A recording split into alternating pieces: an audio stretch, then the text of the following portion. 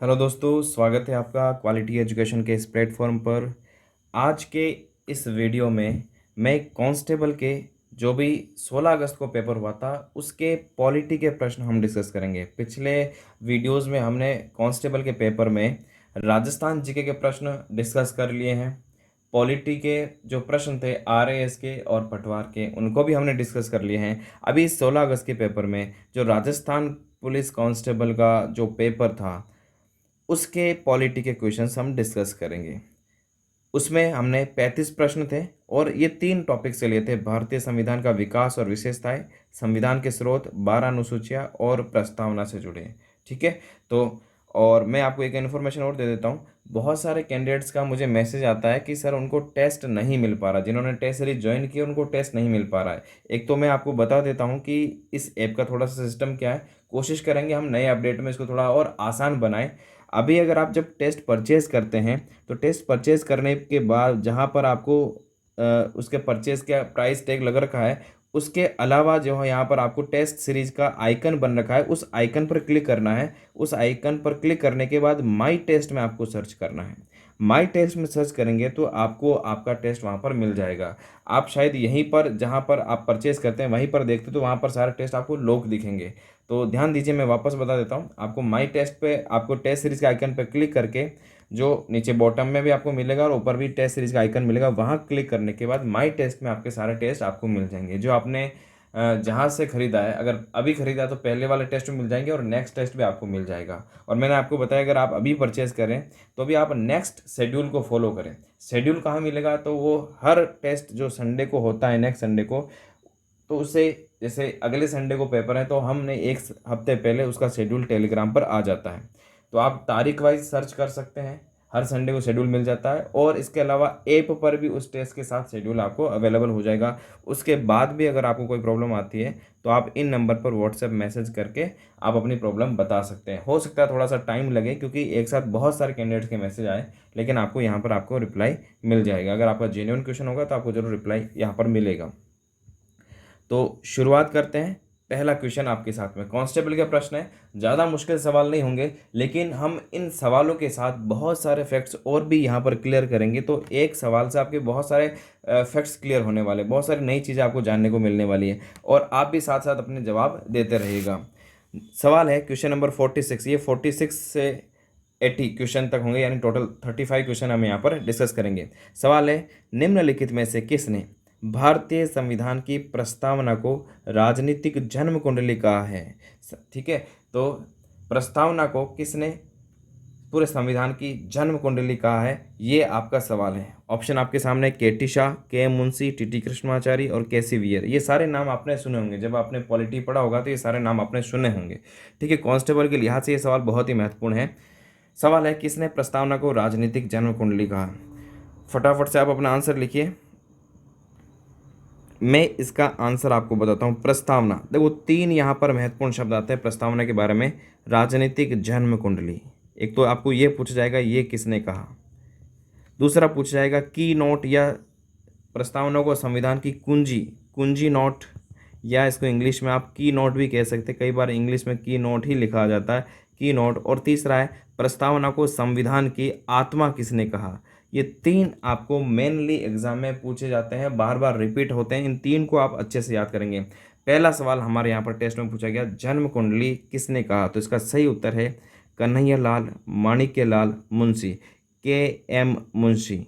ये मुंशी जी राजस्थान से ही थे, आपने सुना होगा मत्स्य संघ, इन्हीं के सुझाव पर यहाँ पर नाम रखा गया। तो के एम मुंशी ने भारतीय संविधान की प्रस्तावना को राजनीतिक जन्म कुंडली कहा है। तो जन्म कुंडली का मतलब क्या है कि आप कुंडली देखकर बता सकते हैं कि हमारा भविष्य कैसा होगा। तो उसी तरह से हम सिर्फ प्रस्तावना को देखकर बता सकते हैं कि हमारा संविधान कैसा होगा। ठीक है। जिस तरह की कुंडली उसी तरह का संविधान का व्यवहार होगा, तो इसलिए उसको जन्म कुंडली कहा जाता है। दूसरा है की नोट। की नोट या कुंजी नोट का मतलब जो उसका सार है। की नोट या कुंजी नोट का मतलब यहाँ पर की चाबी से या कुंजी से बात नहीं हो रही। की नोट पूरा जब शब्द बनता है तो उसका अर्थ होता है पूरा इसका सेंट्रल आइडिया है, पूरा उसका विचार। अब यहाँ पर आप ध्यान में रखो कि ये एक इंग्लिश वर्ड है की नोट, तो कोई अंग्रेज यहाँ पर संविधान विशेषज्ञ ने कहा, उनका नाम था अर्नेस्ट बार्कर। ये एक अंग्रेज संविधान विशेषज्ञ थे, अर्नेस्ट बार्कर। इन्होंने प्रस्तावना को संविधान का की नोट बोला है। और तीसरा आता है आत्मा। यहाँ पर बहुत इंपॉर्टेंट सवाल आपको पूछा जाता है कि प्रस्तावना को संविधान की आत्मा किसने कहा है। ध्यान देना, अधिकांश कैंडिडेट यहाँ पर गलती करते हैं और आत्मा शब्द देखते ही डॉक्टर भीमराव अंबेडकर का नाम लिखते हैं। डॉक्टर भीमराव अंबेडकर जी का नाम यहाँ पर नहीं आएगा। यहाँ पर आपको ध्यान देना, यहाँ पर आएगा ठाकुरदास भार्गव। ठाकुरदास भार्गव जी का नाम यहाँ पर आएगा। अब यहाँ पर एक और कन्फ्यूजन है, कई बार ठाकुरदास भार्गव का नाम ऑप्शन में होता ही नहीं है। पूछा जाता है प्रस्तावना को संविधान की आत्मा किसे कहते हैं और ठाकुरदास जी भार्गव का नाम ही नहीं होता है, क्योंकि प्रस्तावना को संविधान की आत्मा अलग अलग कई विशेषज्ञों ने या फिर कई कई विद्वान लोगों ने यहाँ पर कहा है। उसमें जो दूसरा सबसे इम्पोर्टेंट ऑप्शन में आता है वो जवाहरलाल नेहरू, जो हमारे देश के पहले प्रधानमंत्री थे, उनका नाम आता है। तो पंडित जवाहरलाल नेहरू का भी नाम आ सकता है। उन्होंने भी प्रस्तावना को संविधान की आत्मा माना है। अगर दोनों ऑप्शन साथ में आए तो पहले प्रायोरिटी आप इनको दोगे, क्योंकि सबसे पहले इन्होंने कहा था। अगर ये ऑप्शन में नहीं है तब आप जवाहरलाल नेहरू यहाँ पर ऑप्शन में कर सकते हैं। इन दोनों में से कोई एक ऑप्शन आपको जरूर मिलेगा। तो इस सवाल का जवाब हमारे पास आ गया है, के एम मुंशी इसका जवाब होगा। क्लियर हो गया आपके यहाँ पर 3 इंपॉर्टेंट फैक्ट्स भी क्लियर हो गए। ये 3 सबसे ज़्यादा पूछे जाते हैं। के टी शाह का नाम भी आपने सुना होगा। इनका नाम नीति निर्देशक तत्व में वहाँ पर पूछा जाता है। ये नीति निर्देशक तत्वों की आलोचना करते हुए इन्होंने कहा था कि ये एक ऐसा चेक है जिसका भुगतान बैंक की इच्छा पर छोड़ दिया गया। ये उनका कथन बड़ा फेमस है नीति निर्देशक तत्व के बारे में। अब अगले सवाल पर डिस्कस करते हैं। अगला सवाल है, भारतीय राजनीतिक व्यवस्था में इनमें से कौन सर्वोच्च है। देखो बहुत इजी सवाल आपको लग रहा होगा, लेकिन यहाँ से मैं बहुत इंपॉर्टेंट बात आपको बताने वाला हूँ। भारतीय राजनीतिक व्यवस्था में सबसे ऊपर कौन है? क्या सुप्रीम कोर्ट सबसे ऊपर है? क्या संविधान सबसे ऊपर है? क्या संसद सबसे ऊपर है? क्या धर्म सबसे ऊपर है? 4 ऑप्शन दे रखे हैं। कई बार यहाँ पर ये भी आ सकता है, भारतीय राजनीतिक व्यवस्था में सर्वोच्च कौन है? क्या राष्ट्रपति सबसे ऊपर है? क्या प्रधानमंत्री सबसे ऊपर? ये भी ऑप्शन में आ सकता है। देखो मैं आपको बता देता हूँ, इसका सही उत्तर होगा ऑप्शन बी, संविधान। हमारी राजनीतिक व्यवस्था में सबसे ऊपर है संविधान, संविधान से ऊपर कोई नहीं है। अब यहाँ पर और किस प्रकार का सवाल आ सकता है? देखो यहाँ पर एक बहुत महत्वपूर्ण सवाल और आ सकता है। कई बार ऑप्शन में संविधान नहीं होता है, उसकी जगह पर ऑप्शन आ सकता है जनता। भारतीय राजनीतिक व्यवस्था में सर्वोच्च कौन है? क्योंकि भारत में लोकतंत्र है और लोकतंत्र में राजनीतिक व्यवस्था में सबसे ऊपर होती है जनता। अब यहाँ से एक सवाल, एक कंडीशन और बन सकती है, ऑप्शन में संविधान भी आ जाए और जनता भी आ जाए, तो बताइए कि भारतीय राजनीतिक व्यवस्था में सर्वोच्च कौन है, संविधान या जनता? अब आप कहेंगे संविधान सबसे ऊपर है, जनता को भी संविधान के अनुसार चलना पड़ता है, सर्वोच्च न्यायालय को भी संविधान के अनुसार चलना पड़ता है, संसद हो, राष्ट्रपति हो, प्रधानमंत्री हो, सबको शक्ति संविधान से मिलती है, तो सबसे ऊपर संविधान होगा। लेकिन ध्यान रखना, जब संविधान भी ऑप्शन में हो, जनता भी ऑप्शन में हो, तो जनता सबसे ऊपर होगी। जनता इसका राइट आंसर होगा। क्यों? क्योंकि संविधान को भी शक्ति देने वाले कौन हैं? हम भारत के लोग हैं। संविधान की शुरुआत ही कहाँ से होती है? हम भारत के लोग। जनता संविधान को भी जो अपनी शक्ति, ये सभी को शक्ति देने वाला, सर्वोच्च न्यायालय हो, चाहे राष्ट्रपति हो, चाहे प्रधानमंत्री हो, इन सबको शक्ति देने वाला है संविधान। और इस संविधान को भी शक्ति कौन देता है? जनता शक्ति देती है। जनता ने इस संविधान को बनाया, इसलिए जनता सर्वोपरि है। अगर दोनों ऑप्शन साथ में आए तो जनता को हम सर्वोपरि मानेंगे। संविधान से भी ऊपर जनता है। इस जनता के पास ही संविधान को चेंज करने की शक्ति भी है, इसलिए जनता सबसे ऊपर आ जाएगी। तो मेरे ख्याल से आपको इस सवाल से बहुत अच्छी जानकारी आपको यहाँ पर मिली होगी। नेक्स्ट क्वेश्चन देखते हैं। निम्नलिखित में से किसे भारतीय संविधान की प्रस्तावना में सम्मिलित नहीं किया गया है? ये सारे जो दिए हैं उनमें से 3 प्रस्तावना में शामिल है, लेकिन एक जो ऑप्शन है वो प्रस्तावना में शामिल नहीं है। हमें उसको आइडेंटिफाई करना है, उसको देखना कि वो कौन सा है। सामाजिक, आर्थिक और राजनीतिक न्याय।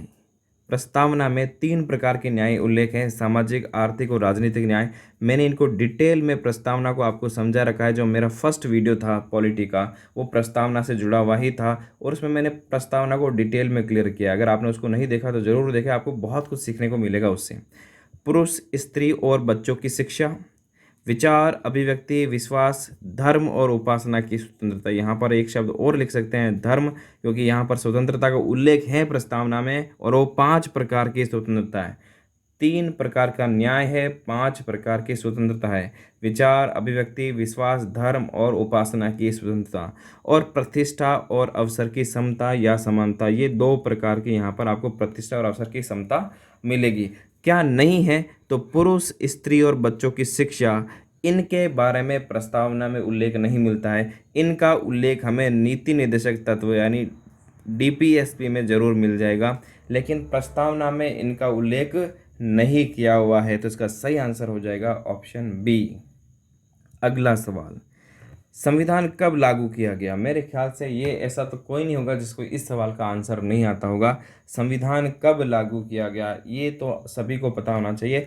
26 जनवरी, हर साल हम गणतंत्र दिवस भी मनाते हैं, तो 26 जनवरी 1950 को ये लागू हुआ। अब यहाँ से मैं आगे आपको सवाल बताता हूँ।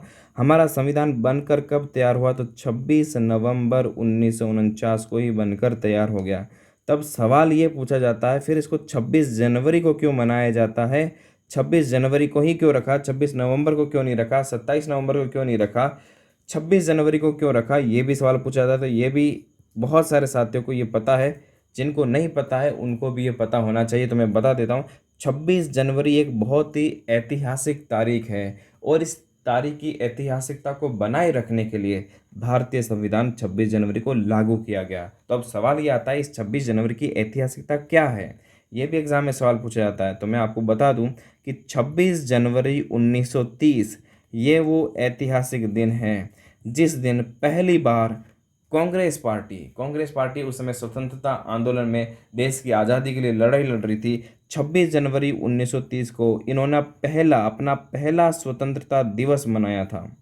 पहला स्वतंत्रता दिवस, देश की आज़ादी 1947 को मिली थी, लेकिन कांग्रेस पार्टी ने उससे पहले ही देश की स्वतंत्रता दिवस हर साल मनाना शुरू कर दिया था 26 जनवरी को। तो पहला स्वतंत्रता दिवस कब मनाया कांग्रेस पार्टी ने? वो 26 जनवरी 1930 को। फिर हर साल वो 26 जनवरी को भारत का आज़ादी दिवस, स्वतंत्रता दिवस मनाने लगे। लेकिन बाद में भारत 15 अगस्त 1947 को आज़ाद होता है। तो इस तारीख को भी ऐतिहासिक बनाए रखने के लिए, यादगार बनाए रखने के लिए, इन्होंने संविधान को 26 नवंबर को लागू नहीं करके 26 जनवरी को लागू किया जाता है। ये सवाल पूछा जाता है। कुछ मैं यहाँ पर इतिहास के फैक्ट्स भी क्लियर कर देता हूँ। लाहौर अधिवेशन होता है, ये जो निर्धारित किया जाता है कि हम स्वतंत्रता दिवस मनाएंगे, ये लाहौर अधिवेशन होता है। लाहौर उस समय भारत का हिस्सा था, अब पाकिस्तान का हिस्सा है। लाहौर अधिवेशन होता है जो कि 1929 दिसंबर 1929 में, 31 दिसंबर 1929 को यहाँ पर ये घोषणा होती है, तिरंगा फहराते हैं, और 26 जनवरी को हर साल स्वतंत्रता दिवस मनाने की घोषणा होती है। इसलिए 26 जनवरी को भारत का संविधान लागू किया गया।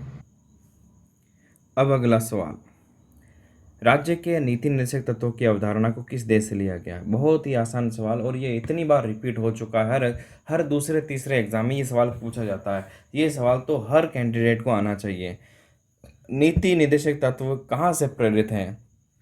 किस देश से अवधारणा ली गई? ये सवाल काफ़ी बार कई एग्जाम में रिपीट हुआ। इसका सही आंसर है सी, आयरलैंड।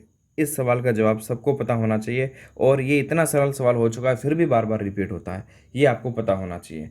और क्या लिया गया है? राज्यसभा में जो भी सदस्यों का मनोनयन होता है, राष्ट्रपति करता है, वो भी हमने आयरलैंड से ही लिया है।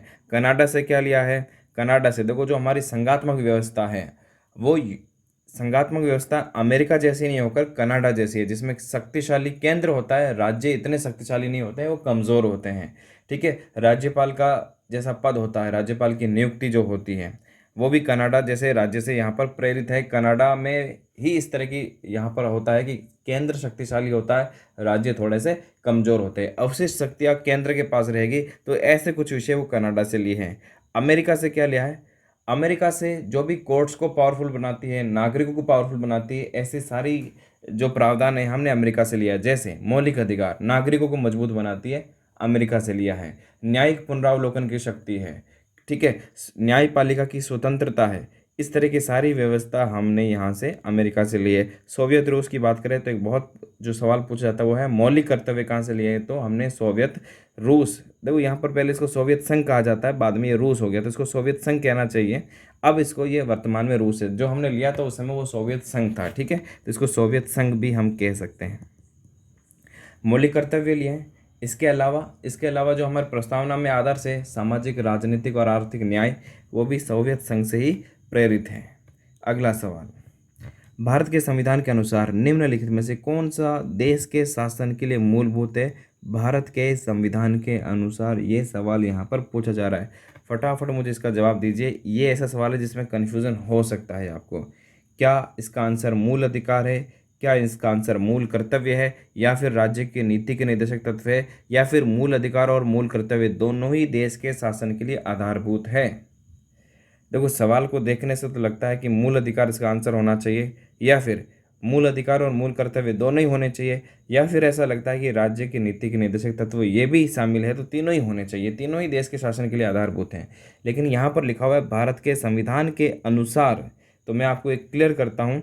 यहाँ पर एक आर्टिकल 37 आता है, अनुच्छेद से यहाँ पर 37 जो है 37, अनुच्छेद 36 से 51 भाग 4 नीति निर्देशक तत्व के बारे में है।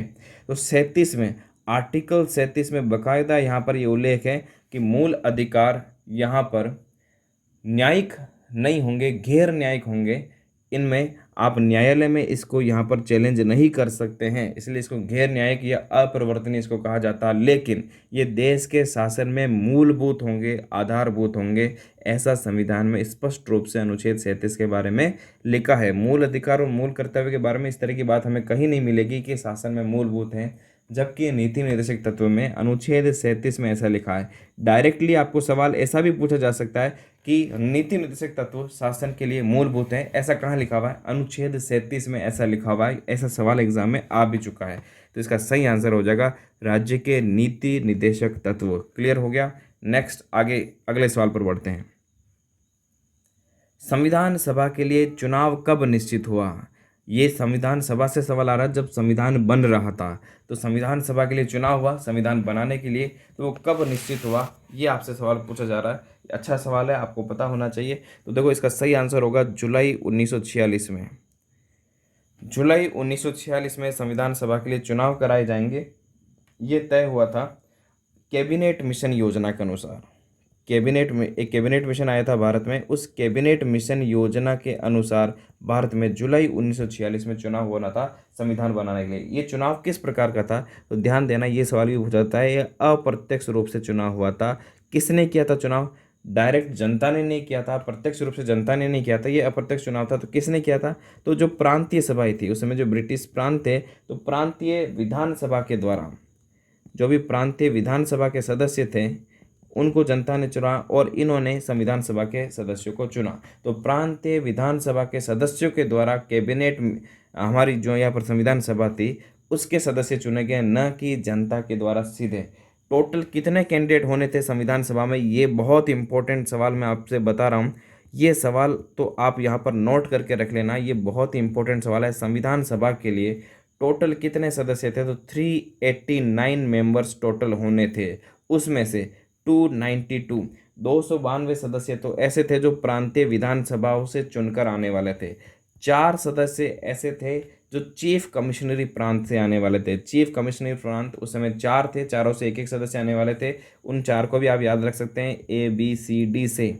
ए से यहाँ पर अजमेर, बी से बलूचिस्तान जो पाकिस्तान में आता है, सी से यहाँ पर कुर्ग, और डी से दिल्ली। ये 4 कमिश्नरी प्रांत थे, उनमें से 4 सदस्य। और इसके अलावा 93 सदस्य ऐसे थे जिनका चुनाव नहीं होना था, वो डायरेक्ट मनोनीत होने थे, वो देशी रियासतों से होने थे। यानी टोटल 296 का यहाँ पर चुनाव होना था जुलाई 1946 में। हो गया क्लियर?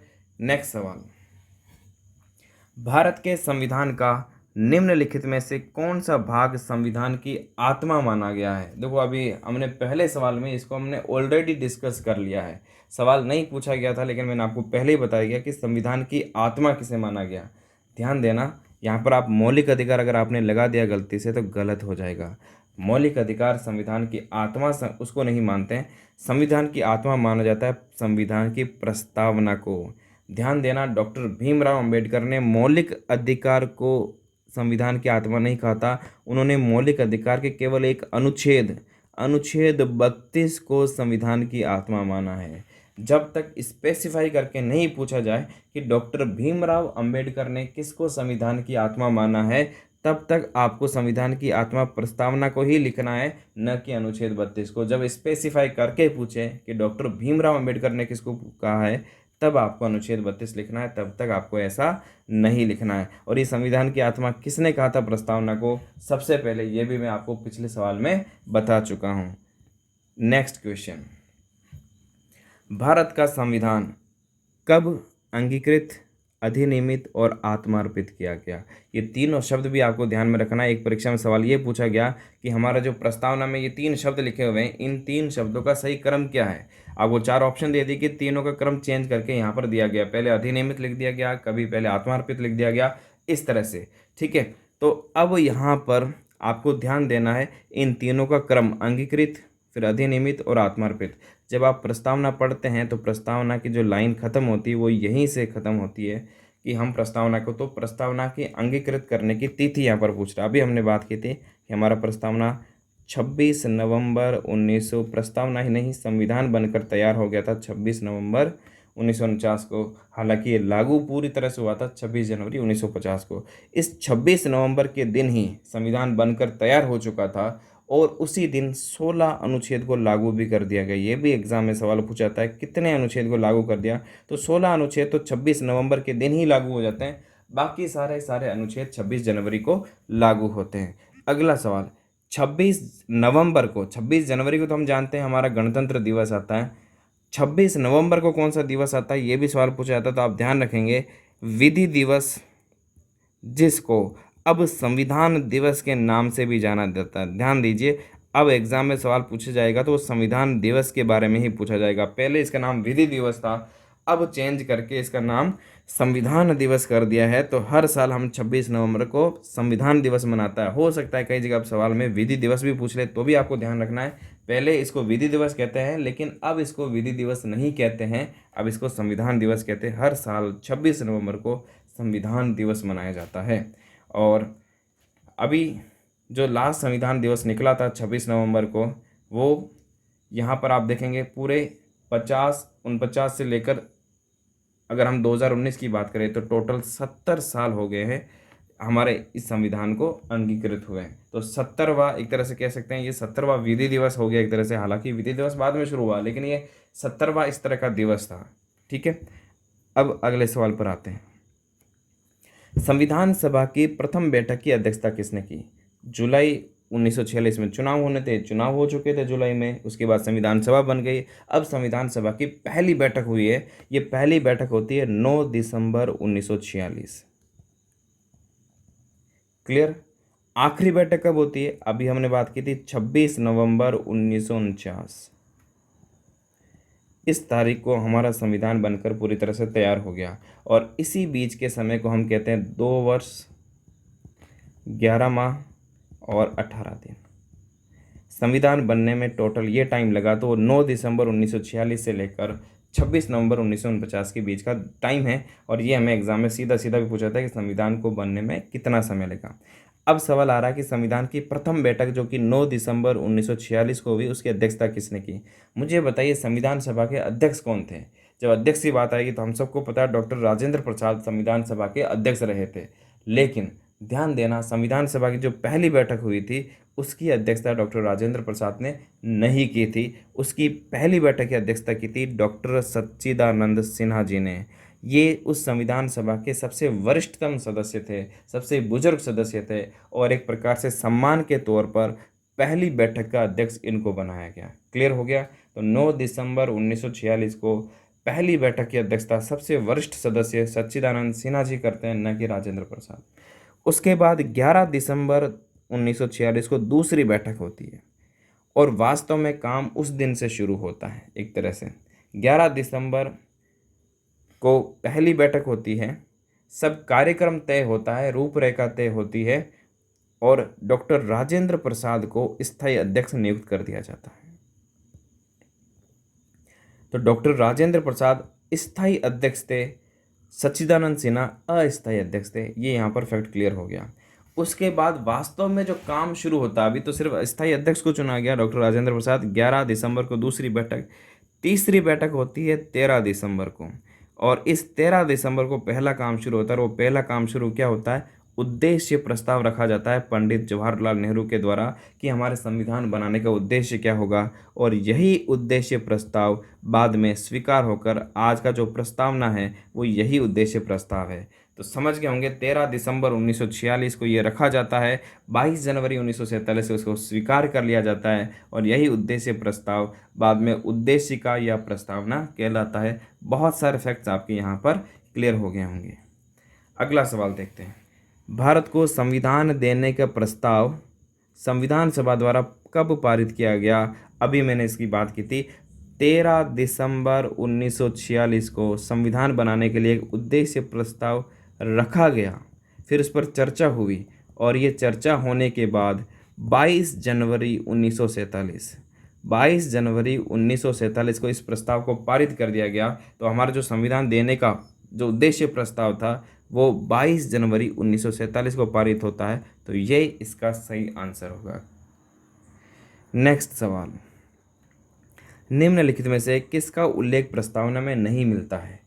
इसके लिए तो आपको प्रस्तावना से कितने इंपॉर्टेंट अच्छे सवाल बन सकते हैं, ये सारे सवाल यहाँ पर आ रहे हैं।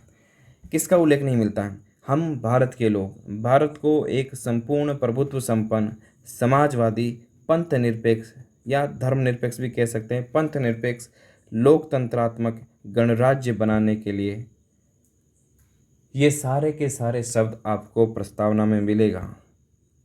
स्वतंत्रता, क्या ये शब्द भी प्रस्तावना में मिलता है? बिल्कुल मिलता है, स्वतंत्रता शब्द में मिलता है। 5 प्रकार की स्वतंत्रता को उल्लेख हैं, विचार, अभिव्यक्ति, विश्वास, धर्म और उपासना की स्वतंत्रता। इस शब्द का उल्लेख भी प्रस्तावना में मिलता है, लेकिन ध्यान देना प्रस्तावना में स्वतंत्रता शब्द का उल्लेख मिलता है, न कि स्वतंत्र शब्द का। स्वतंत्र शब्द का उल्लेख नहीं है, स्वतंत्रता शब्द का उल्लेख है। इसका मतलब है ऑप्शन डी हमारा सही आंसर होगा। देखो छोटी सी गलती हमें पकड़नी थी, कई बार हम इसी में कंफ्यूज हो जाते हैं। ठीक है, कई बार पंथ निरपेक्ष और धर्म निरपेक्ष, इसको ध्यान से देखना, कई बार इसी जगह पंथ निरपेक्ष भी आ सकता है और कई बार इसकी जगह धर्म निरपेक्ष शब्द भी आ सकता है। ऐसा नहीं है कि संविधान में पंथ निरपेक्ष कहा गया, धर्म निरपेक्ष क्यों लिखा है। कई बार आ सकता है ऐसा, धर्म निरपेक्ष भी आ सकता है, क्योंकि कई बार इसको एक ही मान लिया जाता है और एक ही शब्द लिखा जाता है। आरएएस मेंस में इसके बारे में सवाल पूछा गया, वहाँ पर भी धर्म निरपेक्ष लिखा गया कि धर्म निरपेक्ष का तात्पर्य क्या है। ठीक है, तो कई बार सीधे धर्म निरपेक्ष शब्द ही यूज़ किया जाता है, वास्तव में सही ये पंथ निरपेक्ष शब्द है। इंग्लिश में इसके लिए एक ही वर्ड आता है सेक्युलरिज्म, सेक्युलर कंट्री, लेकिन इंग्लिश में हिंदी में जब इसकी बात आती है तो पंथ निरपेक्ष सही होना चाहिए बजाय कि धर्मनिरपेक्ष के। नेक्स्ट सवाल देखते हैं, भारतीय संविधान के निम्नलिखित में से कौन सी विशेषता स्वरूप में सच्चे तौर पर संघात्मक नहीं है? मैं आपको मेरे जो पॉलिटी की वीडियोस में क्लियरली आगे पहले सारे बता चुका हूँ कि संघात्मक क्या होता है, एकात्मक क्या होता है। एक बार फिर से बता देता हूँ, संघात्मक राज्य कैसा होता है? ऐसा राज्य जिसमें एक केंद्र हो और उसमें बहुत सारे राज्य भी हों।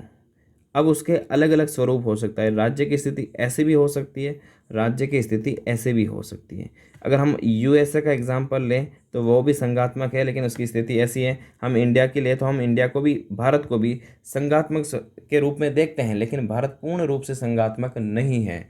जैसा अमेरिका है, अमेरिका एक तरह से पूर्ण संघात्मक स्टेट में है, जहाँ पर केंद्र और राज्य को बराबर बराबर पावर मिलती है। ये केंद्र है, ये राज्य हैं, तो वो यहाँ पर और इसमें आपको अंतर दिख रहा होगा। यहाँ सारे के सारे राज्य केंद्र के अंदर है, केंद्र के अधीन है, कोई भी राज्य यहाँ पर स्वतंत्र नहीं है। जबकि यहाँ पर देखो, राज्य में कुछ केंद्र के अधीन है लेकिन कुछ स्वतंत्र है। इसका मतलब क्या है? यहाँ राज्य को ज़्यादा पावर है।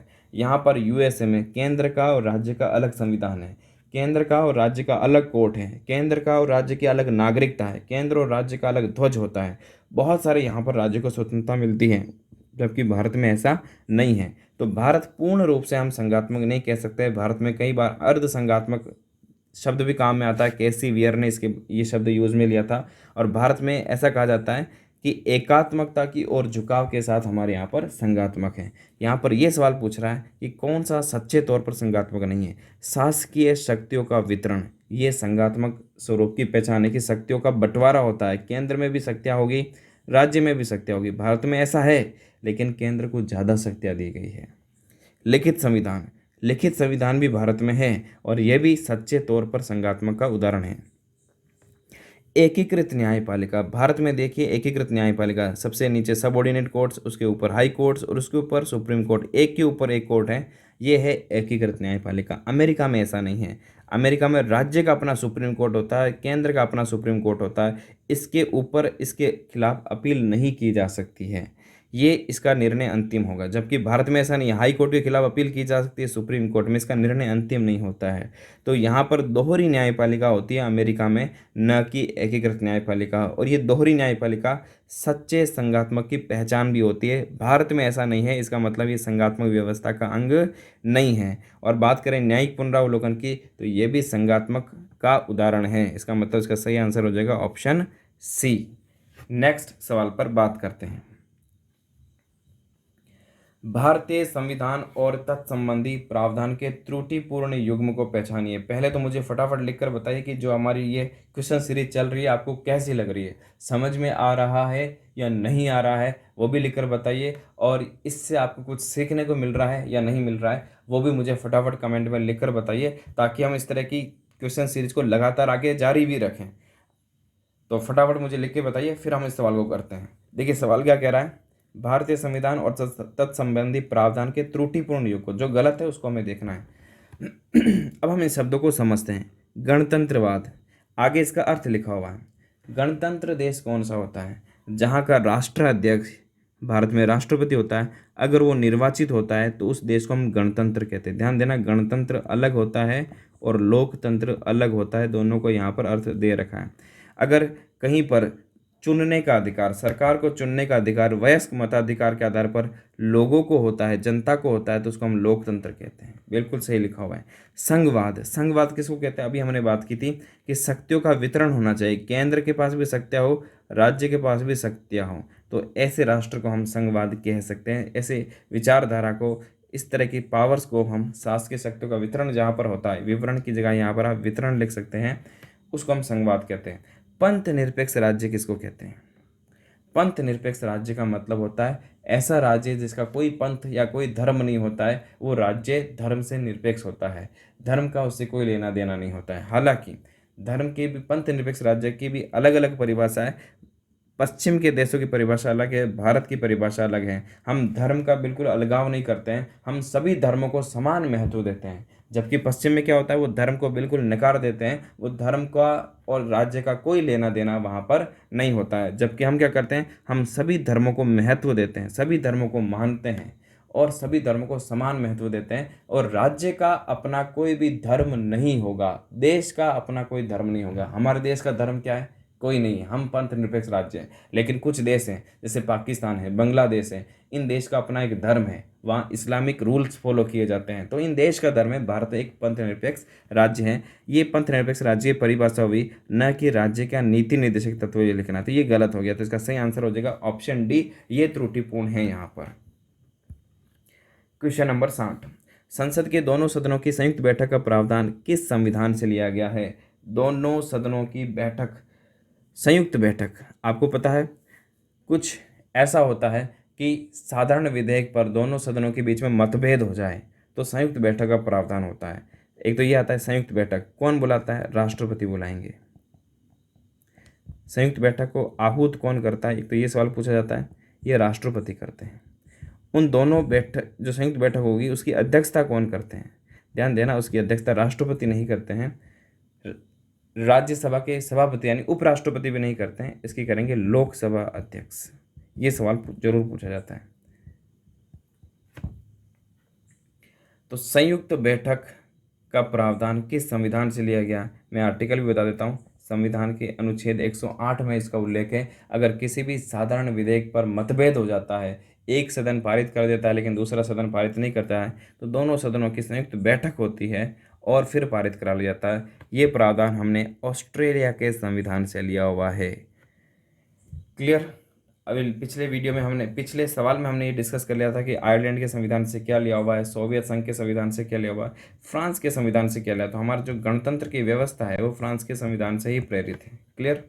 अगला सवाल, भारत के संविधान की मूल संरचना के सिद्धांत का स्रोत। यहाँ पर मूल संरचना, जिसको हम बेसिक स्ट्रक्चर भी कह सकते हैं, ये जो बेसिक स्ट्रक्चर का जो सिद्धांत है, आधारभूत, इसको आधारभूत संरचना भी कह सकते हैं, आधारभूत ढांचे का सिद्धांत भी कह सकते हैं।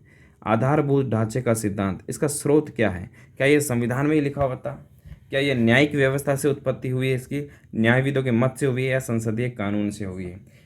आधारभूत ढांचे का सिद्धांत किसने दिया था, किस केस में आया था? तो आपको सबको पता होना चाहिए 1973 का बहुत ही प्रसिद्ध केस है, ऐतिहासिक केशवानंद भारती बनाम केरल राज्य।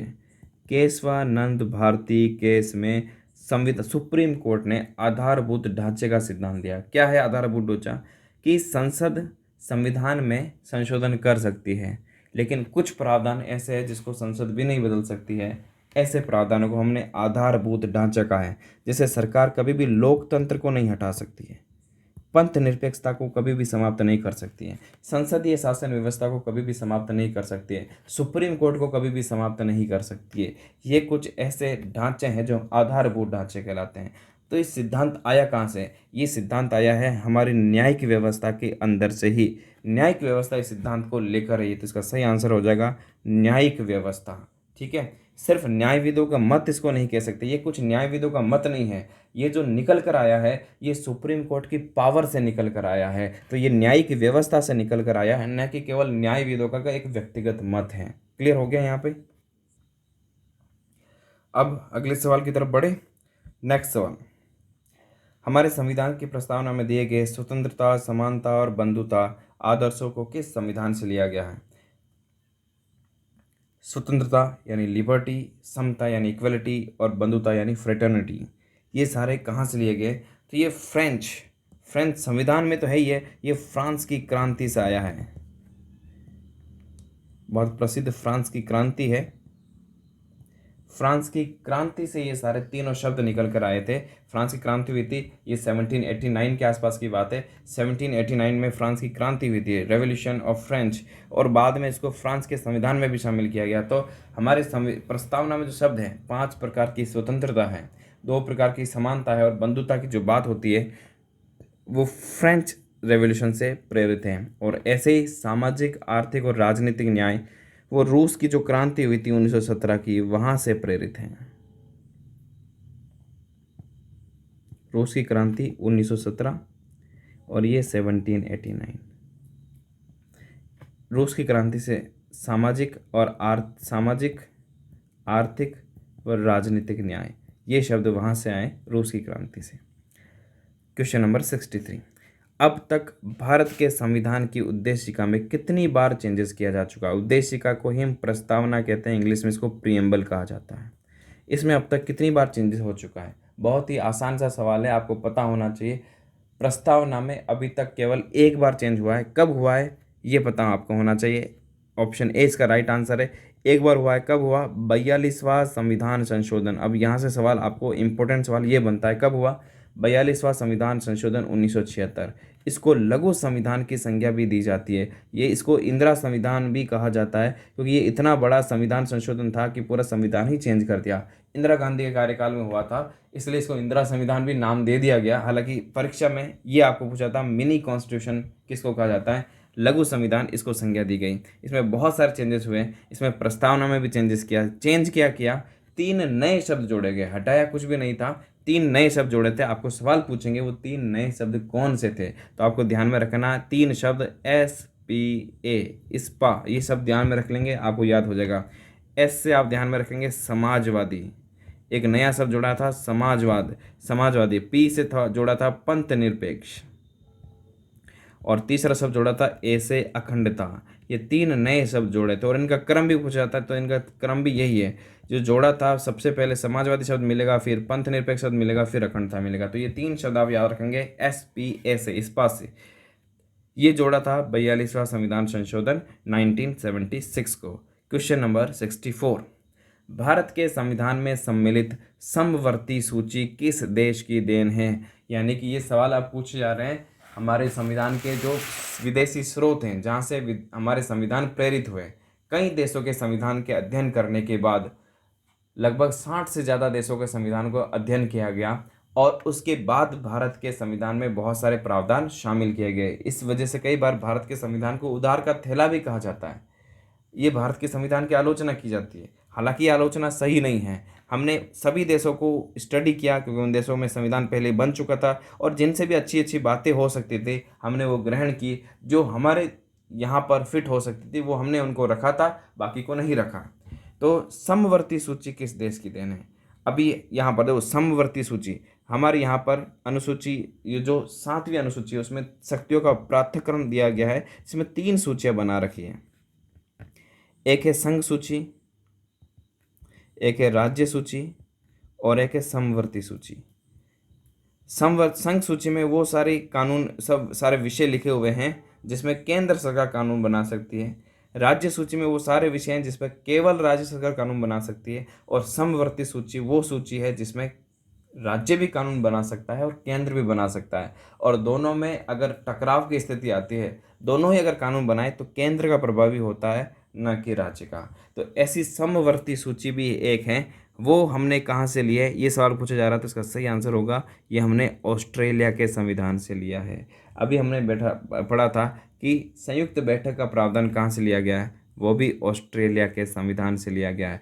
प्रस्तावना की भाषा कहाँ से प्रेरित है, वो भी ऑस्ट्रेलिया के संविधान से प्रेरित है। तो 3 बातें आप ध्यान रखेंगे, संयुक्त बैठक का प्रावधान, समवर्ती सूची और प्रस्तावना की भाषा, ये ऑस्ट्रेलिया के संविधान से प्रेरित है। सोवियत संघ का मैं बता चुका हूँ, कनाडा का मैं बता चुका हूँ, इटली से भारत के संविधान में कुछ भी यहाँ पर प्रेरित नहीं है।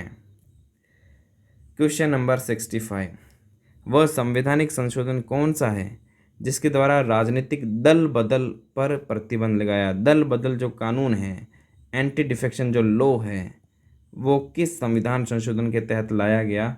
ये आपको सवाल पूछ रहा था। दल बदल कानून लाया गया, उस समय प्रधानमंत्री थे देश के राजीव गांधी जी। राजीव गांधी जी की सरकार थी और उन्होंने एक संविधान संशोधन किया, 52वां संविधान संशोधन 1985 में, और एक दल बदल कानून लेकर आए थे। और एक नई अनुसूची हमारे संविधान में जुड़ गई, वो थी 10वीं अनुसूची। आपको ये भी सवाल पूछा जाता है 10वीं अनुसूची का संबंध किससे? दल बदल से। अब ये दल बदल कानून क्या है? ये दल बदल निषेध अधिनियम इसको कहा जाता है। दल बदल पर रोक का कानून है, दल बदलने का कानून नहीं, दल बदल पर रोक का कानून है।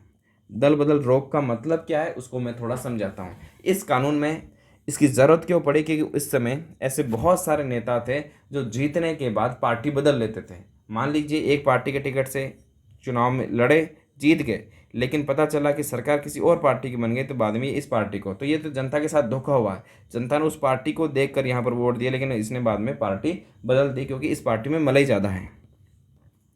लेकिन इसको रोकने के लिए है कि कोई भी व्यक्ति, नेता ऐसा नहीं कर पाए, क्योंकि अगर ऐसा होगा तो ये जनता के साथ तो धोखा होगा ही। करप्शन, भ्रष्टाचार, खरीदना फरोख्त, ये सारी बढ़ेगी। इसको रोकने के लिए लेकर आए थे। लेकिन हम आज के टाइम भी देख रहे हैं कि बहुत बड़े स्तर पर अभी भी दल बदल होता है। तो कुछ कुछ इसमें कमियां हैं, इस वजह से ये अभी भी होता है। लेकिन प्रावधान क्या है मैं उसके बारे में चर्चा करता हूँ।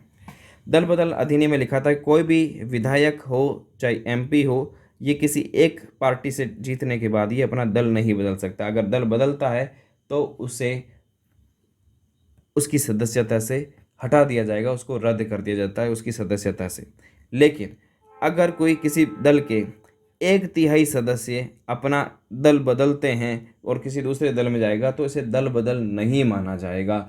ये इसमें प्रावधान था। लेकिन बाद में इसका भी दुरुपयोग होने लगा था और 1/3 सदस्य पार्टी बदल देते थे और उस पर ये कानून लागू नहीं होता था, उनकी सदस्यता बची रह जाती थी। तो उसके बाद 51वां संविधान संशोधन 2003 का हुआ था। उसमें इस 1/3 को बढ़ाकर अब 2/3 कर दिया है कि जब तक 2/3 सदस्य दूसरी पार्टी में नहीं जाएंगे इसको दल बदल नहीं माना जाएगा। फिर भी आज हम देख रहे हैं बहुत सारे अलग अलग तरीके, हथकंडे अपनाए जाते हैं और पार्टी बदल दी जाती है। तो इसका सही आंसर होगा 52वां संविधान संशोधन 1985। अगला सवाल देखते हैं, निम्नलिखित में से कौन सा कथन सही है? ये भारत के संविधान और उसकी व्यवस्था के बारे में पूछ रहा है। भारतीय संविधान अध्यक्षात्मक है, प्रेसिडेंशियल सिस्टम यहाँ पर है, क्या ऐसा है क्या? तो इसका जवाब है नहीं। भारत में अध्यक्षात्मक शासन व्यवस्था नहीं है। अमेरिका में हमें अध्यक्षात्मक शासन व्यवस्था को देखने को मिलता है, जहाँ का राष्ट्राध्यक्ष राष्ट्रपति ही होता है। सरकार में सरकार का मुखिया भी वही होता है, संवैधानिक मुखिया भी वही होता है। ठीक है, भारत में ऐसी व्यवस्था नहीं है। भारत में संसदीय व्यवस्था है। क्या भारत में नाम मात्र का राजतंत्र है क्या? नहीं। ब्रिटेन में हमको नाम मात्र का राजतंत्र मिलता है, लेकिन भारत में ऐसा नहीं है। क्या भारत में एक कुलीन तंत्र है? जी नहीं, ऐसा भी नहीं है। भारत एक संसदात्मक प्रजातंत्र है, संसदीय व्यवस्था है और प्रजातंत्र है। तो ये इसका सही आंसर हो जाएगा। नेक्स्ट क्वेश्चन,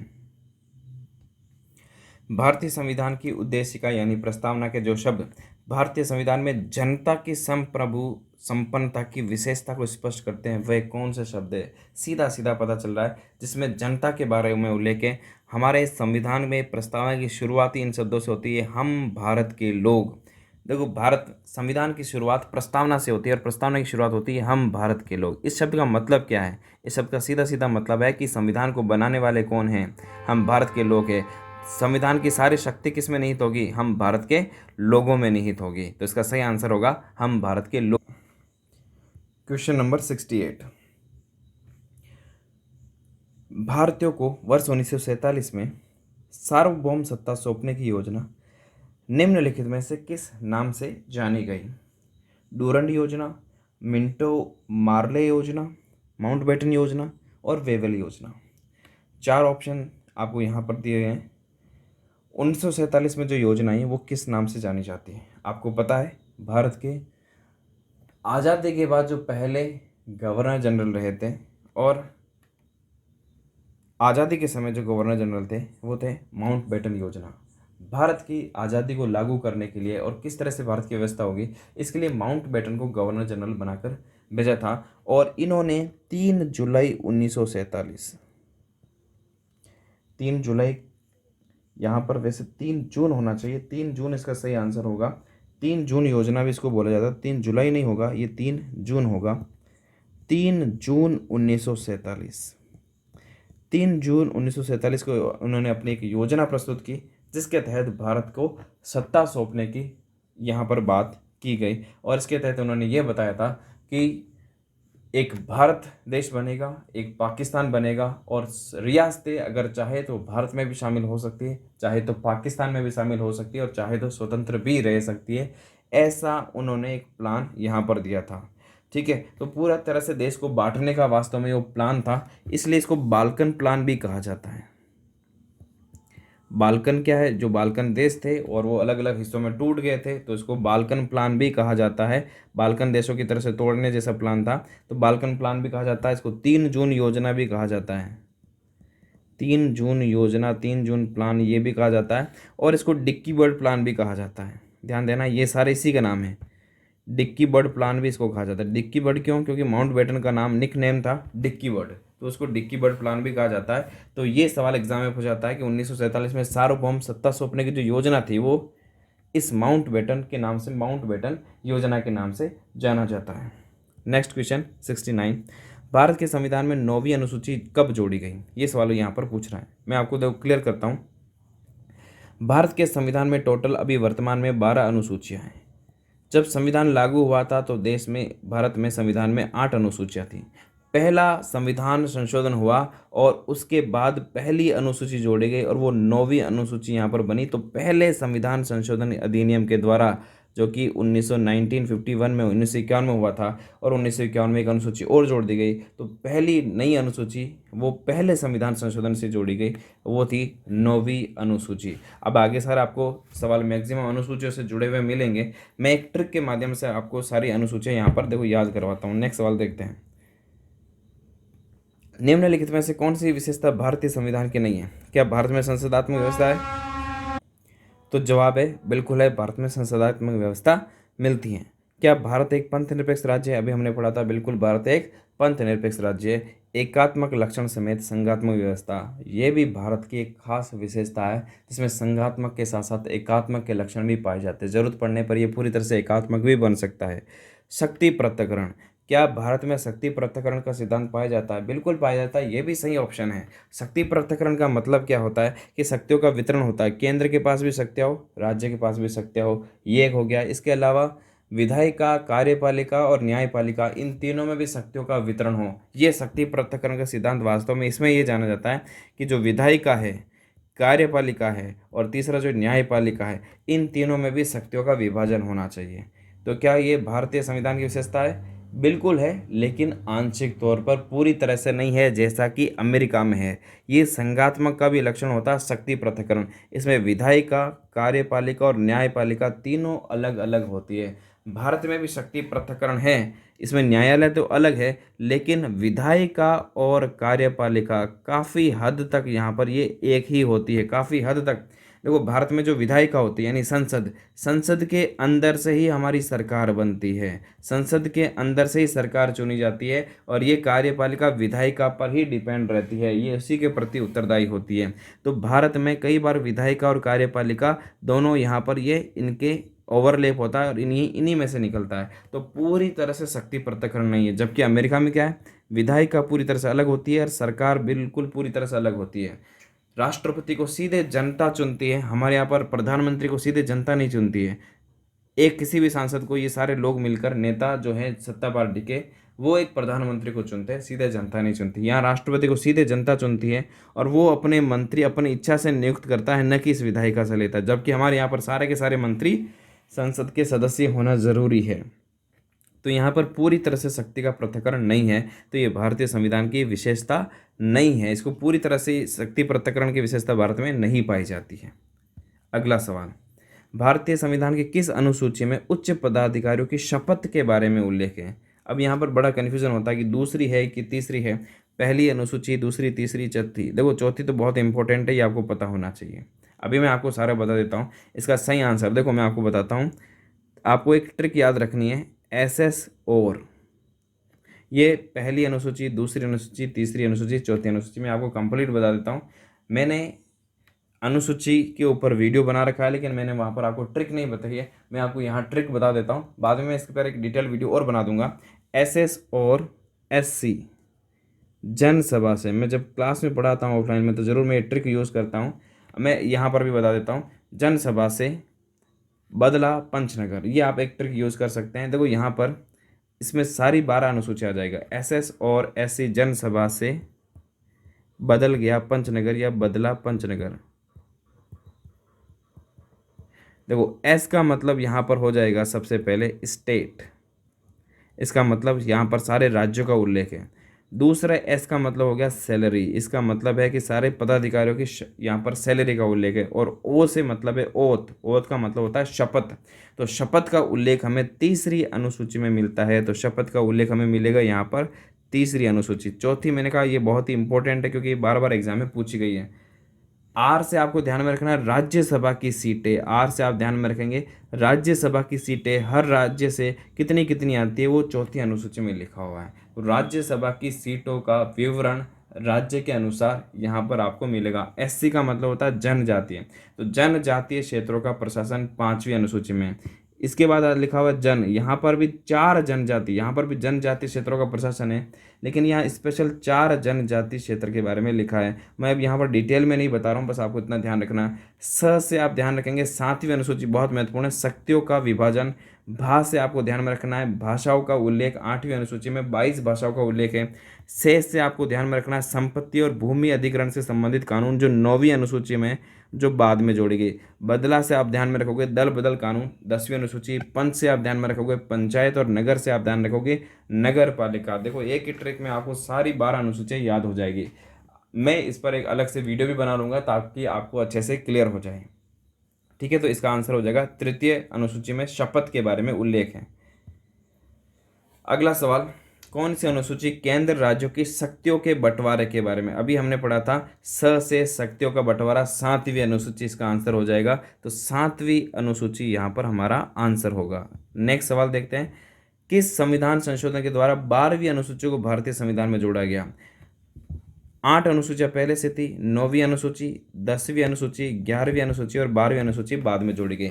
11वीं अनुसूची पंचायती राज से, 12वीं अनुसूची नगर पालिका से, ये जोड़ी गई 73वां संविधान संशोधन से, ये जोड़ी गई 74वां संविधान संशोधन से।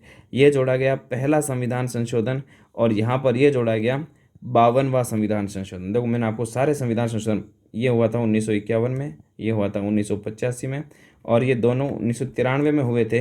लेकिन ये जो कानून था ये 1992 का था, इसलिए अधिकांश जगह आपको 1992 यहाँ पर मिलेगा। तो ये सारा आपको क्लियर होना चाहिए, क्योंकि ये चारों बहुत इंपॉर्टेंट है, क्योंकि बाद में जोड़ी गई। 9वीं 10वीं 11वीं 12वीं आपको अच्छे से ध्यान में होनी चाहिए। 9वीं अनुसूची पहला संविधान संशोधन 1951, 10वीं अनुसूची 52वां संविधान संशोधन 1985, 11वीं अनुसूची पंचायती राज से संबंधित 73वां संविधान संशोधन, 12वीं 74वां। तो 73वां और 74वां आपको अच्छे से ध्यान में होना चाहिए। तो इसका सही आंसर क्या हो जाएगा? 74वें संविधान संशोधन के द्वारा। दल बदल निषेध कानून संबंधी प्रावधान किस अनुसूची में? बहुत आसान सिंपल सा सवाल हो गया, अभी हमने डिस्कस किया। 10वीं अनुसूची में इसका उल्लेख है। भूमि सुधार संबंधी अधिनियम को किस अनुसूची में शामिल किया गया? बिल्कुल, अब सरल सवाल हो गए सारे। एक ट्रिक आपको याद है तो आप सारे आंसर लिख सकते हो। 9वीं अनुसूची में। 7वीं में कौन सी है? यहाँ पर हो जाएगा शक्तियों का विभाजन। संघ सूची, 3 अनुसूचियां मिलेगी, संघ सूची, राज्य सूची और समवर्ती सूची। तो शक्तियों का विभाजन इसको कहते हैं। 8वीं अनुसूची में क्या है? 22 भाषाओं का उल्लेख है। ठीक है। 10वीं अनुसूची में क्या है? अभी हमने पढ़ा था, दल बदल का उल्लेख है। 11वीं 12वीं में क्या है? पंचायती राज और नगर पालिका। इनमें से क्या भारतीय संविधान में ब्रिटेन के सिद्धांत से नहीं लिया गया है? ब्रिटेन से नहीं लिया गया। एकल नागरिकता, बिल्कुल, भारत में भी एकल नागरिकता है, ब्रिटेन में भी है, हमने ये ब्रिटेन से प्रेरित होकर लिया। संसदीय शासन प्रणाली, भारत में भी संसदीय शासन प्रणाली है, ब्रिटेन में भी है, हमने वहीं से लिया है। मंत्री परिषद का लोकसभा के प्रति सामूहिक उत्तरदायित्व, ये भी ब्रिटेन से लिया गया।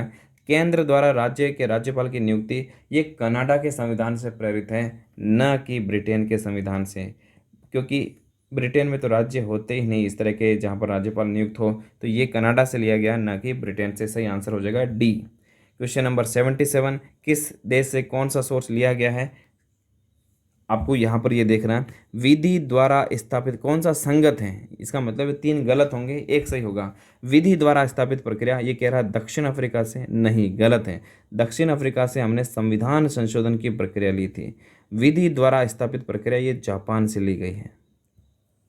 प्रस्तावना में न्याय का आदर्श, अभी हमने पढ़ा था, ये हमने न्याय का आदर्श सोवियत संघ से लिया था, न कि फ्रांस से। फ्रांस से हमने गणतंत्र शब्द लिया था। गणतंत्र जो हमारे यहाँ पर प्रावधान है वो फ्रांस से प्रेरित है। केंद्र व राज्यों के बीच संबंध व शक्तियों का विभाजन, अभी हमने पढ़ा था, ये ऑस्ट्रेलिया से लिया गया है, न कि यहाँ पर ब्रिटेन से। न्यायपालिका की स्वतंत्रता, ये हमने जरूर पढ़ा था कि जो प्रावधान नागरिकों को मजबूती देते हैं, न्यायपालिका को मजबूती देते हैं, वो सारे अमेरिका से प्रेरित है। तो इसका सही आंसर हो जाएगा ऑप्शन डी। अगला सवाल, निम्नलिखित में से क्या भारतीय संविधान में कनाडा के संविधान से नहीं लिया गया? अवशिष्ट शक्तियों का केंद्र में निहित होना, बिल्कुल कनाडा से लिया गया है। केंद्र द्वारा राज्य के राज्यपाल की नियुक्ति, अभी हमने पढ़ा, ये भी कनाडा से लिया है।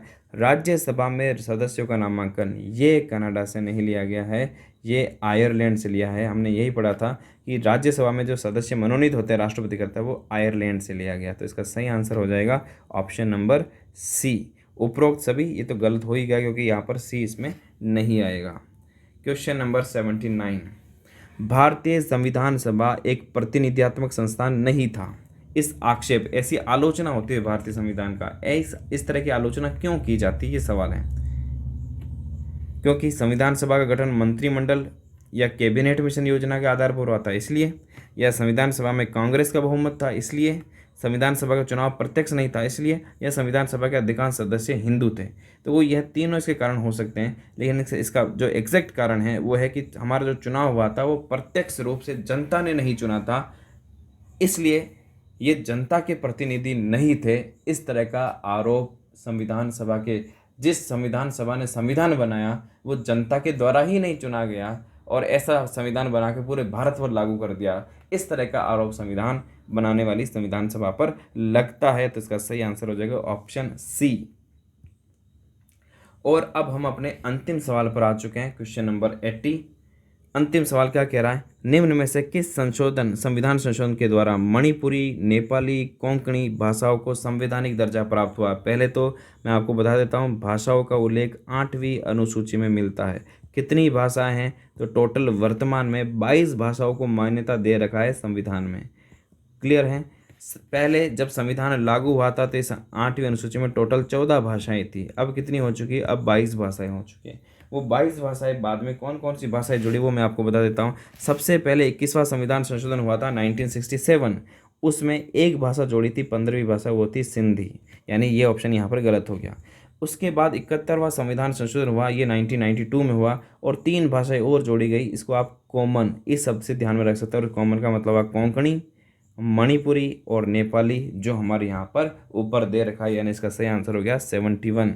देखो 15 के बाद 16, 17, 18 हो चुकी है। उसके बाद एक और 92 संविधान संशोधन 2003 में होता है, और 4 भाषाएं जोड़ी जाती है। उसको आप इस तरह से याद रखोगे, MBDS, इस तरह से आप इसको याद रख सकते हो, या फिर कई जगह इसको BDMS भी लिखा जाता है। बोर्ड मास से आप ध्यान में रख सकते हो, एक ही बात है, BDMS बोर्ड मास कह सकते हो। MBDS में देखो यहाँ पर क्या हो जाएगा, मैथिली, ये मैथिली भाषा हो जाएगी, यहाँ पर हो जाएगी बोडो, यहाँ पर हो जाएगी डोगरी, और एस से आप ध्यान में रखोगे संथाली। ये 4 भाषाएं बाद में और जोड़ी। इस तरह से यहाँ पर टोटल 22 भाषाएं अब तक हो चुकी हैं। तो आज के वीडियो में ये सारे सवाल हमने डिस्कस कर लिए, बहुत ही महत्वपूर्ण सवाल थे। किस तरह का आपको वीडियो लगा आप मुझे कमेंट में लिखकर ज़रूर बताएंगे। बड़े धैर्य से आपने सुना है, इसके लिए आपका बहुत बहुत धन्यवाद, और मैं लगातार इस तरह के वीडियो आपके लिए लेकर आता रहूँगा। मिलते हैं नेक्स्ट वीडियो में। Thank you.